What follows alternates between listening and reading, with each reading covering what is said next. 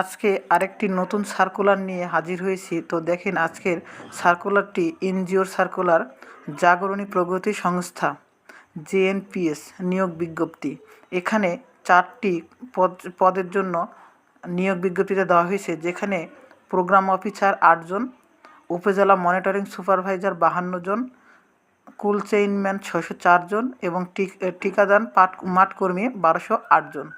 এইগুলো আপনারা এই পদগুলোতে আপনারা অ্যাপ্লাই করতে পারবেন। তো শিক্ষাগত যোগ্যতা আপনাদের স্নাতকোত্তর থাকলে যথেষ্ট, অথবা আপনারা ইন্টার পাসে অর্থাৎ এইচএসসি পাস করে আপনারা এই পদেরগুলোর জন্য আপনারা অ্যাপ্লাই করতে পারবেন। তো ইন্টার পাসের নিচের 2টি কুল চেইনম্যান এবং ঠিকাদার মাঠকর্মী 2টা পোস্টের জন্য অ্যাপ্লাই করতে পারবেন, যেখানে অসংখ্য পোস্ট রয়েছে।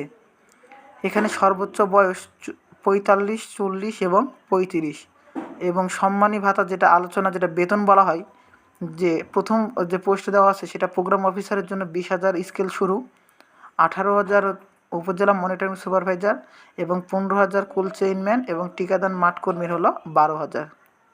তো আপনারা এই নিয়োগের শর্তাবলী দেখেন যে দেওয়া আছে, পাসপোর্ট সাইজের ছবি লাগবে, একটা জীবন বৃত্তান্ত অর্থাৎ সিভি লাগবে এবং যোগ্যতা এবং শিক্ষাগত যোগ্যতা সনদপত্র লাগবে, এবং সেটা একটা সরকারি কর্মচারী দ্বারা সত্যায়িত রাখতে হবে।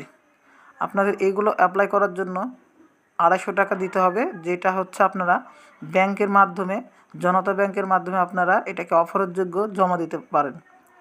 এটার জন্য আপনাদের মৌখিক পরীক্ষা এবং লিখিত পরীক্ষা দিতে হবে। এখানে কোনো টিএ বা ডিএ প্রদান করা যাবে না, এবং যখন আপনি এটাতে টিকবেন তখন আপনাকে শিক্ষানবিশকালীন 5,000 টাকা প্রদান করতে হবে, এবং প্রদান করার পর এটাকে আপনি পরবর্তীতে যখন এনজিও থেকে ডাকবে তখন আপনারা সেখানে যোগদান করতে পারবেন।